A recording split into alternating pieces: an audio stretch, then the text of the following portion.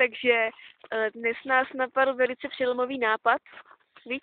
Ano, dnes nás napadlo, je to teorie života. Ano. Naše teorie zní tak, že nic se nerozvíme, dokud nedojdeme k támhleté škole. A tam to rozvíme. Tam se dozvíme vlastně všechno o životě, to základní. Pravdu. Co děláme na tomto světě? Jaké je naše poslání? Jak jsme se tady vlastně vzali. Proč vůbec žijeme? A jestli to vlastně všechno má nějaký smysl. Já osobně si myslím, že ani ne. To si taky myslím. No, co s tím uděláme? Přestaneme myslet tak pesimisticky. A začneme mít dobrý, pozitivní vliv na naše diváky a posluchače. Ano. Takže řekneme si pár rad, jak myslet optimističtěji. První rada zní, musíte se usmívat.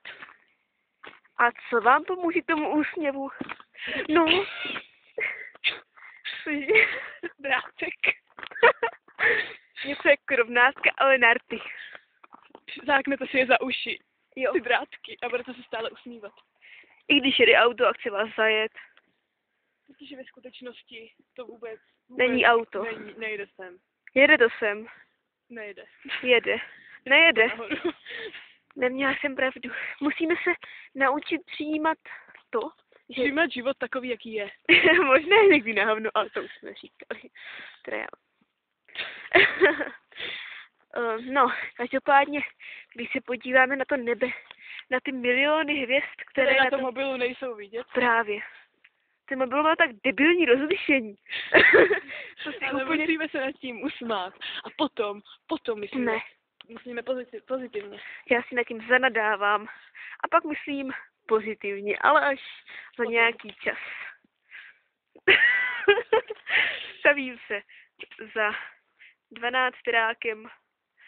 Vážně krásné, jak světlo na tom objektivu vytváří takové mimozemské útvary.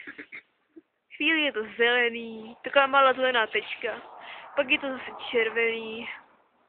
A pak je to zase zelený. A tady jsou další. A to je drsný, ale fakt. No. Druhou radu, jak myslet pozitivně. Tak třeba přestaneme kouřit. To nic. Protože je to zakázáno v mnoha oblastech tohoto světa. Myslím, že další rada pro to, jak myslet pozitivně, je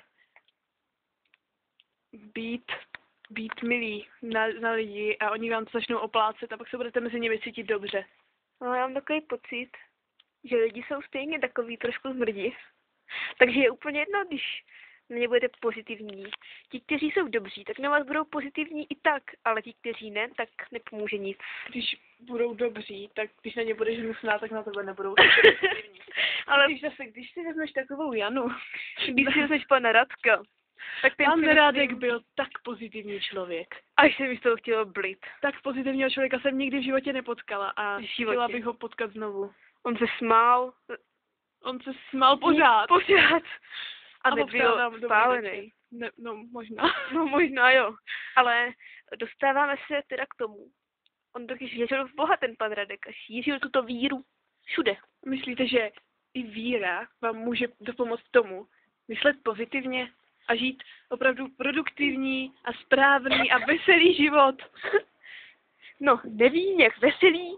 To možná umíme žít i jinak a bez víry.